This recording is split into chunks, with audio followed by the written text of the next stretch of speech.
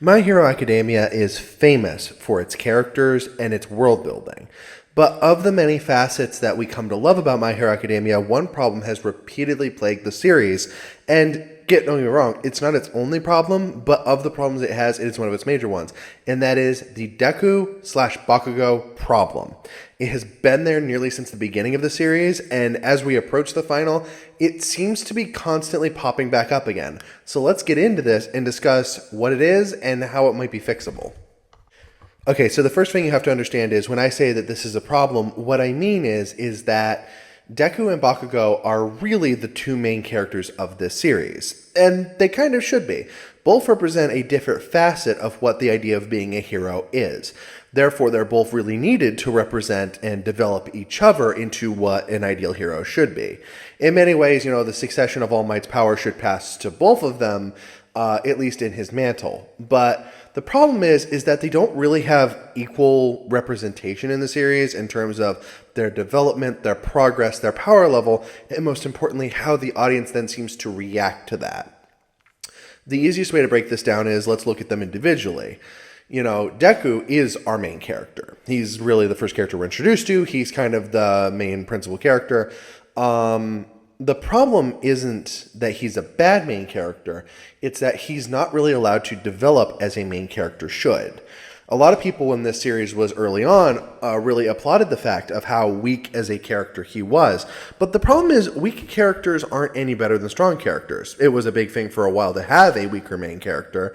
But ultimately, all it seems to lead to is the problem of, yes, they're more interesting in the beginning, but as we approach the end of a series, they either have to suddenly power up and become less interesting because we didn't actually watch that progress, or they stay weak and aren't the most interesting person to watch in a fight.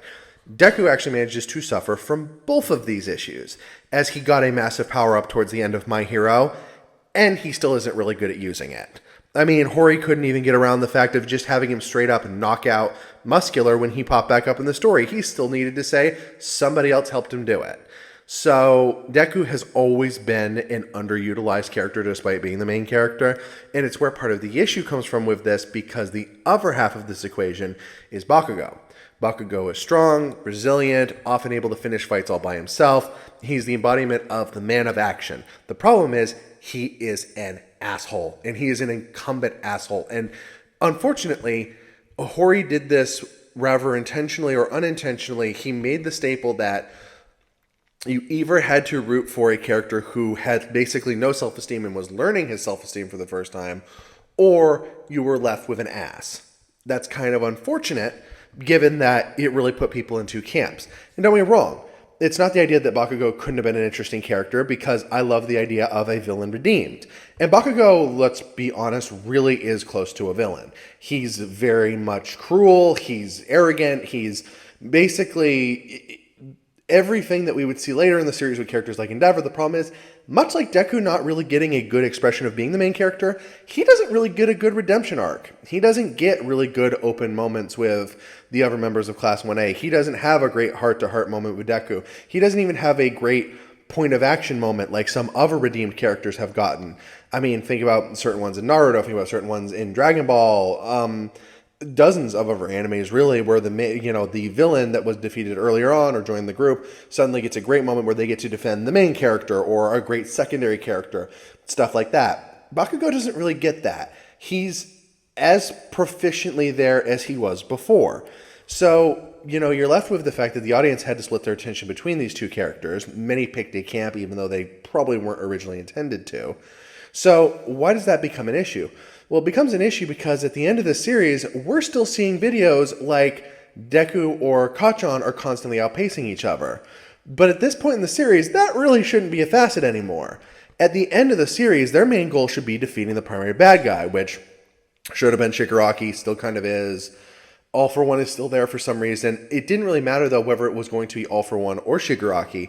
The ideal end of this series, I think to many when it was in its early stages, what is the equivalent of season 3 of the series, was that Class 1A would essentially end up squaring up against the primary villain. And there's a whole other diatribe to go into there with what the series set up with for teamwork early on versus how it is now devolved into a one-on-one combat match style, which is unfortunate, but that's a different video. In the context of Deku and Bakugo, though, it really, when you talk about them, the thing you have to understand is that they're the main characters. Technically, Deku is supposed to be the main character, but then everybody in the series became a main character almost 3/4 into the run, and that would be okay if everybody was getting equal attention. But Bakugo basically had his heart exploded out towards the end of the series, got brought back, is allegedly getting a massive power-up, and the problem is that we're still in this contest. But we're near the end of this series. We're at the stage where everybody's going to prove themselves to be a hero. This should not be a discussion for us anymore. So the Deku Bakugo problem will probably follow this series throughout its end, because we will never get great bonding moments with them now because we are so close to the end. It's just kind of unfortunate that a few key fixes here could have brought these characters to being a pinnacle in shonen. I think of great character combinations like Ichigo and Uryu from Bleach, or, maybe slightly more antagonistic than this relationship, but, Luffy and Zoro do occasionally quarrel. If anything, really, maybe Sanji and Zoro are a great example of this. Two characters can have conflict with each other while still having a really great dynamic and being really useful. I even think about characters like if you go to Fairy Tail and you talk about like Gajiel with Natsu. Two characters can square off and still manage to find time to beat the heck out of the enemy and then go back to fighting. But Deku and Bakugo haven't really gotten any great moments like that. I would love for them to, and they still could by the end of the series. But we're probably not looking at that, and it is a little sad. From what this series could have been, and there were a lot of things it could have been early on, I feel like this is one that a lot of people thought the series was working towards. Bakugo becoming more closely attached to people in general, expressing and being open with his emotions. Deku learning how to fully actualize his feelings and his emotions. That probably would have been the best end goal. But why don't you let me know? Did you favor one of these characters early on? Do you think they can still get that great resolution at the end? Let me know what you think.